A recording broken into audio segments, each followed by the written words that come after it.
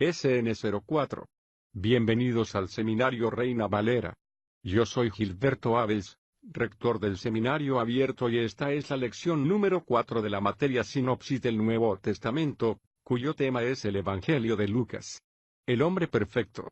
Pedimos la bendición de Dios sobre el estudio de su palabra. Empecemos. El Evangelio de Lucas, el hombre perfecto. Por Ray C. Stedman. El tercer evangelio presenta a Jesús como el Hijo del Hombre, que era el título favorito de nuestro Señor para sí mismo y que usaba con más frecuencia que ningún otro nombre. Al leer el Evangelio de Lucas, al que encontramos aquí es, como es natural, la misma persona acerca de la cual leemos en Mateo y Marcos. Sin embargo, en Mateo lo que se enfatiza es su realeza. Mateo es el Evangelio del Rey y en Marcos le vemos como siervo de Dios, ocupado en su ministerio, dando continuamente de sí mismo, pero en Lucas lo que se enfatiza es completamente diferente. Aquí tenemos el Evangelio del Hijo del Hombre, de Jesús, el hombre. A lo largo de todo este Evangelio se destaca constantemente su hombría. La clave del Evangelio, que forma un breve resumen del libro, se encuentra en el capítulo 19, versículo 10. Este es un pasaje muy conocido pronunciado por nuestro Señor, en el que dijo acerca de sí mismo, el Hijo del Hombre vino a buscar y salvar a los perdidos. O como dice en la versión de Rey Jaime dice, el Hijo del Hombre ha venido a buscar y salvar lo que se había perdido, que es un poco más exacto. No se refiere solo a salvar a las personas perdidas, sino a buscar lo que se había perdido. ¿Y qué es lo que está perdido? Tal vez diga usted que lo que está perdido son los hombres. No, es el hombre, el secreto de nuestra humanidad. Ya no sabemos ser lo que deberíamos ser. Todo el dilema de la vida es que aún tenemos, muy en el fondo, una especie de memoria racial de lo que debiéramos ser y de lo que queremos ser, pero no sabemos cómo realizarlo. El hombre no ha olvidado nunca el mandato de Dios de subyugar y dominar la tierra, descubriendo todas sus fuerzas. Esto es lo que hace que le hace continuamente participar en empresas científicas que desvelen los secretos de la naturaleza, que los domine y que los use para su propio provecho. Pero no sabemos cómo ser hombres si se ha perdido el secreto de la humanidad. Recuerdo haber leído hace algunos años acerca de un grupo de astrónomos que estaban discutiendo sobre el progreso de la ciencia de la astronomía. Estaban tratando acerca de las muchas teorías que tienen que ver con la expansión del universo e intentando explicar algunos de los fenómenos que se habían descubierto sobre las grandes extensiones del espacio. Nadie puede trabajar en ese campo sin sentir en ocasiones la insignificancia de los hombres y sin sentir, tal vez, todo el impacto de la pregunta que hizo David en el Salmo 8, cuando contemplo los cielos, obra de tus dedos, la luna y las estrellas que tú has formado. Digo, ¿qué es el hombre para que de él te acuerdes y el Hijo del Hombre para que le visites? ¿Qué es el hombre? En ese grupo de astrónomos a alguien se le ocurrió suscitar la pregunta, hablando desde el punto de vista astronómico, dijo esa persona, ¿qué es el hombre, en comparación con la inmensidad de este universo, con sus distancias imposiblemente grandes y sus enormes cuerpos que giran y que son miles de veces mayores que nuestro Sol? Alguien se puso en pie y dijo, el hombre es el astrónomo. Esa es la forma de pensar del hombre. Incluso en su pequeñez es, a pesar de todo, necesario afrontar estas importantes cuestiones y temas, que marcan algo acerca del misterio del hombre. Hay algo inexplicable acerca del hombre. Una de las preguntas que nos tienen intrigados es, ¿qué diferencia hay entre el hombre y los animales? Somos conscientes de que existe un enorme espacio, pero nadie acierta a explicárselo. Existe un profundo e inexplicable misterio alrededor del hombre. Es este secreto perdido, este misterio impenetrable, lo que vino a revelar nuestro Señor y que destaca de manera especial en el Evangelio de Lucas. Lea de nuevo la frase, el Hijo del Hombre ha venido a buscar y salvar lo que se había perdido. En ella encontramos las divisiones del Evangelio. Primero, el Hijo del Hombre vino y, al principio de este Evangelio, Lucas nos dice de qué modo llegó a la raza. Luego vino a buscar. La primera parte del ministerio consiste en buscar al hombre, en introducirse en el corazón de la humanidad, penetrando en las emociones, los pensamientos y los sentimientos de la humanidad, descubriendo los centros innatos de la motivación humana, dando en el clavo y mostrando su dominio sobre estos aspectos. Finalmente, pasa a salvar por medio de la cruz y la resurrección. Estas divisiones se pueden ver claramente. Los primeros 3 capítulos y el principio del cuarto nos hablan acerca de la introducción del Señor en la raza, comenzando con su genealogía, nos dice cómo nació y se convirtió en uno de nosotros. A continuación de los capítulos 4 al 19 se nos relata la primera parte de su ministerio entre los hombres y, especialmente, su viaje hacia Jerusalén. Aconteció que, cuando se cumplía el tiempo en que había de ser recibido arriba, él afirmó su rostro para ir a Jerusalén. 9:51. El relato de este viaje abarca del capítulo 9 a parte del 19, contando incidentes que sucedieron por el camino. Finalmente leemos, después de decir esto, iba adelante subiendo a Jerusalén. 19:28. Esto señala el final de su ministerio de penetración en el carácter y la naturaleza del hombre y el comienzo de su obra por salvar al hombre. Introduce la última sección del libro, en el que entra en la ciudad, llega al templo, sube al monte de los olivos, luego al tribunal de Pilatos, a la cruz, al sepulcro y hasta el día de la resurrección. Como ya sabe usted, Lucas es el autor del libro, el gran médico, el compañero de Pablo. Es apropiado que sea Lucas el que escriba este Evangelio de la humanidad de nuestro Señor.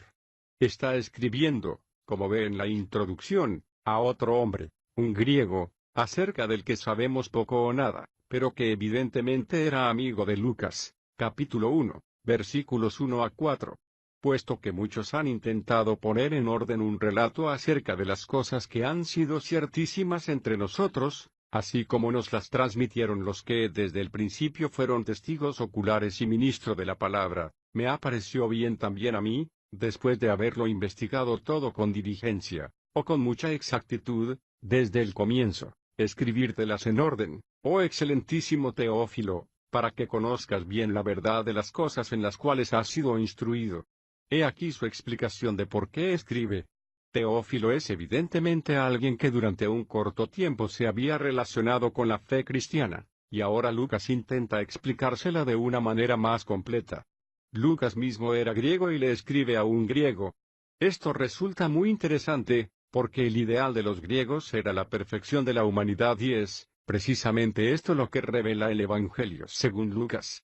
En esta introducción hay una palabra en la que vale la pena fijarse, porque queda oscurecida por la manera en que normalmente se imprime. Lucas escribe acerca de una persona, de la misma manera que lo hizo Juan en su Evangelio. Aunque normalmente queda oculto, Lucas usa el mismo nombre que Juan. ¿Recuerda usted cómo empieza el libro de Juan? En el principio era el Verbo y el Verbo era con Dios y el Verbo era Dios. Ahora fíjese en esto, en el versículo 2. Así como nos las transmitieron los que desde el principio fueron testigos oculares y ministro de la palabra. Aquí no aparece con mayúscula, como sucede en el caso de Juan, pero no hay ninguna buena razón para que no lo esté porque se trata de la misma persona. En este caso, es evidente que los traductores debieron pensar que Lucas se estaba refiriendo a la palabra hablada, pero Lucas está hablando sobre la palabra definitiva de Dios, que revela el misterio de la virilidad. Resulta imposible leer el Evangelio de Lucas detenidamente y de manera perceptiva sin fijarse en que hay varias semejanzas asombrosas en la epístola a los Hebreos. Esto es muy significativo, porque estoy personalmente convencido de que Lucas escribió la epístola a los Hebreos, al menos lo escribió en su forma final. Pablo fue el autor de los pensamientos de Hebreos y posiblemente lo escribió originalmente en idioma hebreo y lo envió a los judíos de Jerusalén. Pero Lucas, deseando hacer que estas maravillosas verdades estuviesen a disposición del mundo gentil, las tradujo del hebreo al griego, parafraseándolo parcialmente en lugar de traducirlo, por lo que se encuentran muchas de sus propias expresiones en él.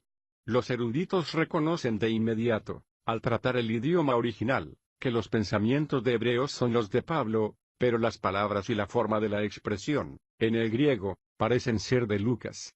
Si eso es cierto, tenemos una explicación sobre algunos de los asombrosos paralelismos que existen entre Hebreos y el Evangelio de Lucas. El mensaje de Hebreos declara el hecho asombroso de que Jesucristo se hizo hombre con el propósito de poseer a los hombres a fin de poder entrar en el hombre. Es algo que ha sido construido alrededor del simbolismo del antiguo pacto, y en especial del tabernáculo del desierto. El tabernáculo es la imagen que Dios nos ofrece de algo y la epístola de Hebreos nos dice lo que es. Cuando Moisés subió al monte le fue transmitida la norma que debía seguir al hacer el tabernáculo de manera explícita, una norma sobre las cosas celestiales. Eso no quiere decir algo que está allá afuera en el espacio en alguna parte, sino las realidades que son invisibles para nosotros. Esas son las cosas celestiales, acerca de las cuales el tabernáculo es una imagen.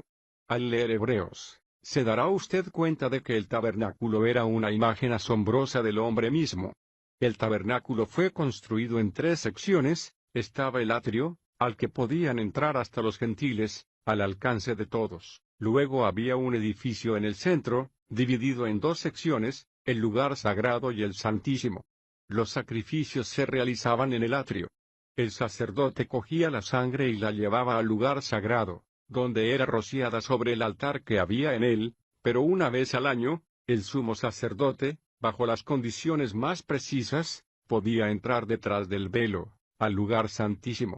Aparte de esa sola entrada no se le permitía la entrada a nadie al lugar santísimo bajo pena de muerte, porque el misterio de la Shekinah, la extraña presencia de Dios, habitaba en ese lugar sagrado e impresionante.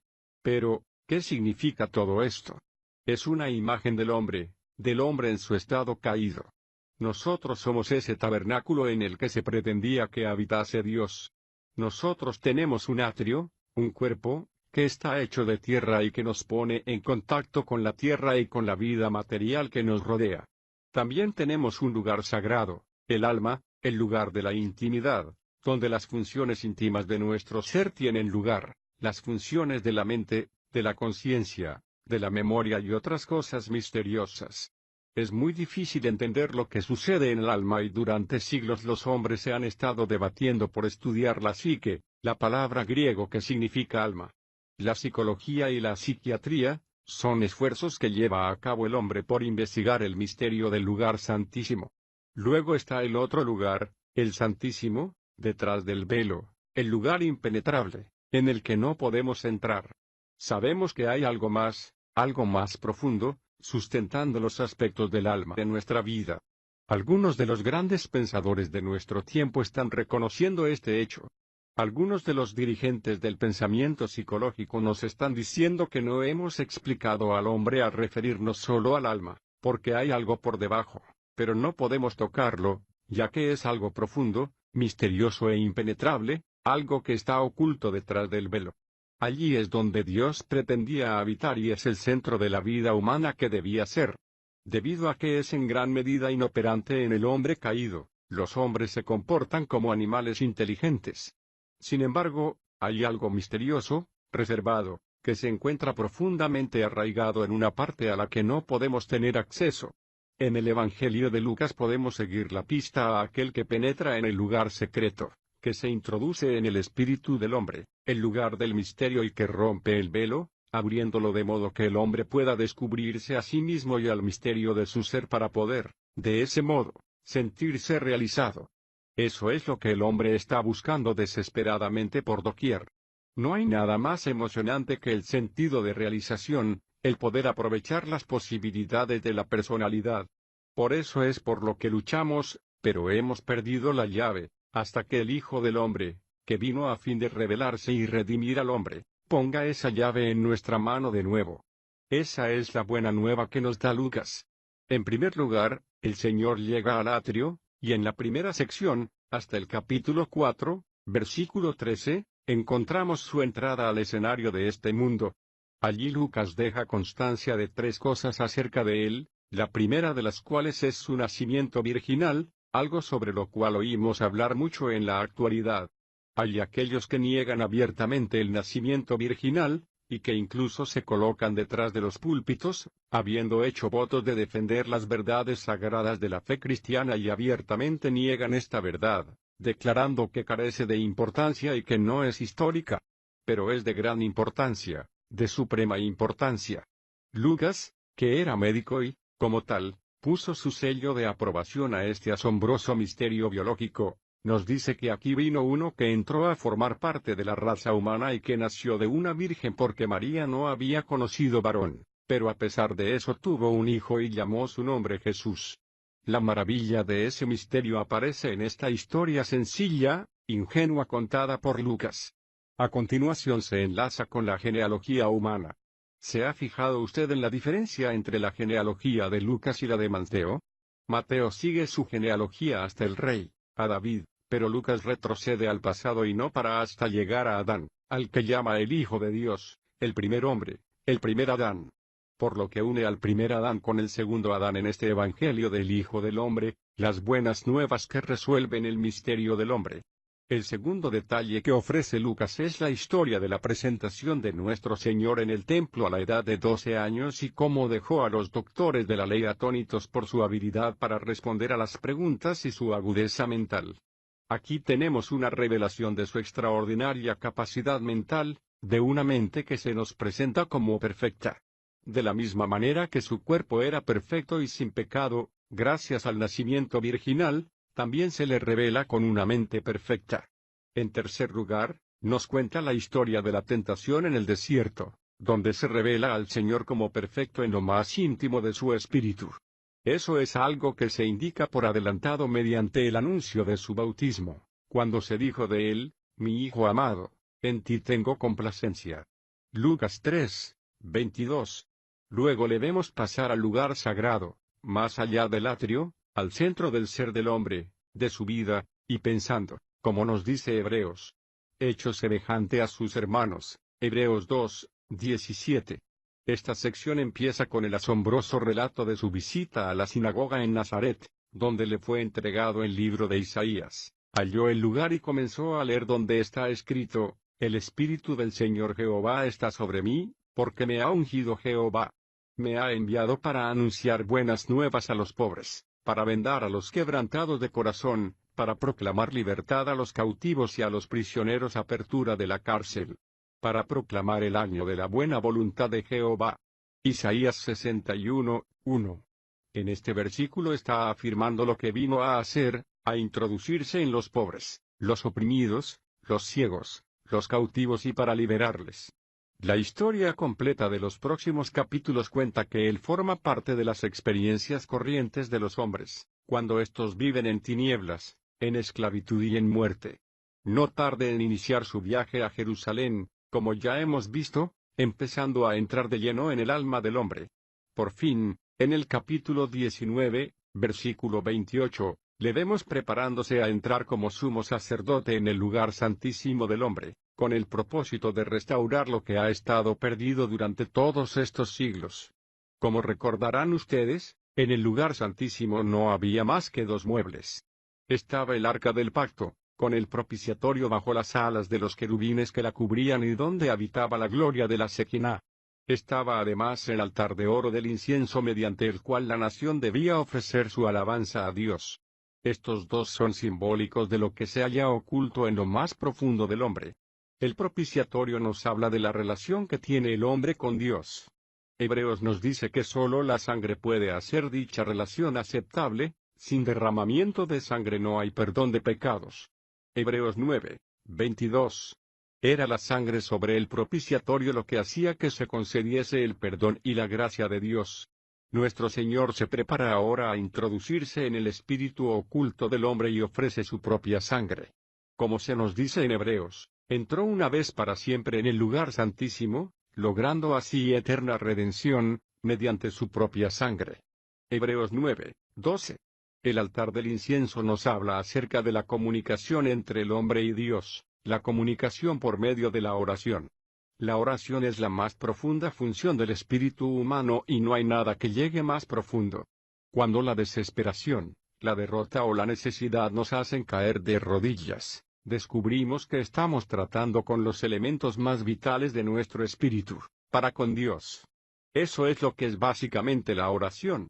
Por lo tanto, la cruz del Señor entra directamente en el área fundadora de la experiencia humana. Al continuar con Lucas, vemos cómo el Señor va del Monte de los Olivos a la ciudad, limpia el templo, enseña y predica en él, regresa al monte para pronunciar su discurso de Olivet. Luego va al aposento alto, a la fiesta de la Pascua y de allí al huerto de Getsemaní, ante el trono del juicio de Pilato y a la cruz, seguido por una multitud al llevarle fuera de las puertas de la ciudad para clavarle en el árbol. Al llegar a los capítulos finales, nos enteramos de algo realmente asombroso. Cuando era como la hora sexta, descendió oscuridad sobre la tierra hasta la hora novena. El sol se oscureció y el velo del templo se rasgó por en medio. 23:44. ¿Por qué? ¿Cuál fue el motivo de que se rompiese el velo? Porque el lugar santísimo había quedado abierto por primera vez a la vista de los hombres. Cuando murió el Hijo del Hombre, Dios rasgó el velo de par en par. Entró en el lugar santísimo y el secreto del hombre, el secreto de la humanidad, quedó desvelado. Encontramos ahora la maravilla de la mañana de la resurrección y el relato que nos ofrece Lucas de los dos hombres que iban por el camino, en dirección a Emmaus, cuando se apareció un extraño junto a ellos y les dirigió la palabra. ¿Qué cosas decía? Las cosas más sorprendentes del mundo, al abrirles las Escrituras y hablarles acerca de Cristo y lo que había sido anunciado sobre él. Dijeron después, una vez que supieron quién era: ¿no ardía nuestro corazón en nosotros cuando nos hablaba en el camino y nos abría las Escrituras? 24:32. ¿Por qué? Bueno, porque un corazón ardiente es un corazón dominado por la emoción y la gloria de una humanidad que se siente realizada, y ahí es donde Lucas acaba su evangelio. El secreto queda revelado y el hombre totalmente poseído. Se ha entrado en el lugar santísimo. No creo que pudiésemos hacer nada mejor, al acabar nuestra encuesta de este evangelio, que pasar a la epístola a los Hebreos y leer estas palabras. Así que, hermanos, teniendo plena confianza para entrar al lugar santísimo por la sangre de Jesús, por el camino nuevo y vivo que Él nos abrió a través del velo, es decir, su cuerpo. Es en ese punto en el que nos encontramos en estos momentos. El secreto de cada corazón humano está abierto a cualquiera que le abra su corazón al Hijo del Hombre, a aquel que penetra en las profundidades del espíritu humano, y a partir de ahí establece de nuevo esa relación con Dios que hace al hombre lo que Dios pretendía que fuese. El escritor continúa diciendo: y teniendo un gran sumo sacerdote sobre la casa de Dios, acerquémonos con corazón sincero, en plena certidumbre de fe, purificados los corazones de mala conciencia, y lavados los cuerpos con agua pura. Retengamos firme la confesión de la esperanza sin vacilación. Después de todo, cuando Cristo entró en su espíritu humano, a usted le sucedió algo que nadie puede negar, algo contra lo cual ningún argumento puede tener la menor fuerza. Tiene usted la absoluta seguridad interior y, por lo tanto, manténgase firme sin vacilar. Porque fiel es el que lo ha prometido. Considerémonos los unos a los otros para estimularnos al amor y a las buenas obras. Toda posibilidad de una humanidad realizada está ahora al alcance de cualquier persona en la que habite el Espíritu de Cristo. Todo cuanto desee usted ser, lo paren empresas científicas que desvelen los secretos de la naturaleza, que los domine y que los use para su propio provecho. Pero no sabemos cómo ser hombres si se ha perdido el secreto de la humanidad. Recuerdo haber leído hace algunos años acerca de un grupo de astrónomos que estaban discutiendo sobre el progreso de la ciencia de la astronomía. Estaban tratando acerca de las muchas teorías que tienen que ver con la expansión del universo e intentando explicar algunos de los fenómenos que se habían descubierto sobre las grandes extensiones del espacio. Nadie puede trabajar en ese campo sin sentir en ocasiones la insignificancia de los hombres y sin sentir, tal vez, todo el impacto de la pregunta que hizo David en el Salmo 8, cuando contemplo los cielos, obra de tus dedos. Sin embargo, en Mateo lo que se enfatiza es su realeza. Mateo es el Evangelio del Rey y en Marcos le vemos como siervo de Dios, ocupado en su ministerio, dando continuamente de sí mismo, pero en Lucas lo que se enfatiza es completamente diferente. Aquí tenemos el Evangelio del Hijo del Hombre, de Jesús, el hombre. A lo largo de todo este Evangelio se destaca constantemente su hombría. La clave del Evangelio, que forma un breve resumen del libro, se encuentra en el capítulo 19, versículo 10.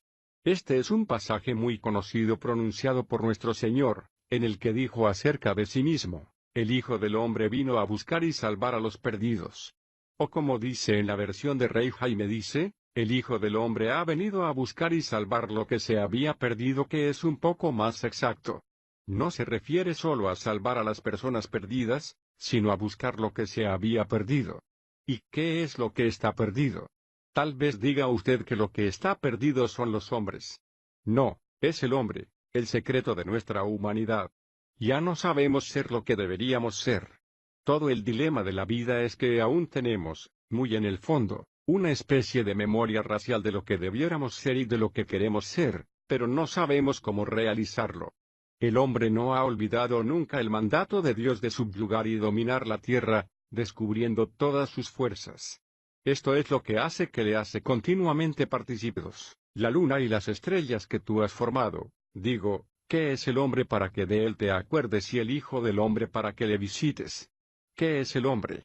En ese grupo de astrónomos a alguien se le ocurrió suscitar la pregunta, hablando desde el punto de vista astronómico, dijo esa persona, ¿qué es el hombre, en comparación con la inmensidad de este universo, con sus distancias imposiblemente grandes y sus enormes cuerpos que giran y que son miles de veces mayores que nuestro Sol? Alguien se puso en pie y dijo, el hombre es el astrónomo. Esa es la forma de pensar del hombre. Incluso en su pequeñez es, a pesar de todo, necesario afrontar estas importantes cuestiones y temas, que marcan algo acerca del misterio del hombre. ¿Hay algo? SN04. Bienvenidos al Seminario Reina Valera. Yo soy Gilberto Abels, rector del Seminario Abierto, y esta es la lección número 4 de la materia Sinopsis del Nuevo Testamento, cuyo tema es el Evangelio de Lucas. El hombre perfecto. Pedimos la bendición de Dios sobre el estudio de su palabra. Empecemos. El Evangelio de Lucas, el hombre perfecto. Por Ray C. Stedman. El tercer evangelio presenta a Jesús como el Hijo del Hombre, que era el título favorito de nuestro Señor para sí mismo y que usaba con más frecuencia que ningún otro nombre. Al leer el Evangelio de Lucas, al que encontramos aquí es, como es natural, la misma persona acerca de la cual leemos en Mateo y Marcos.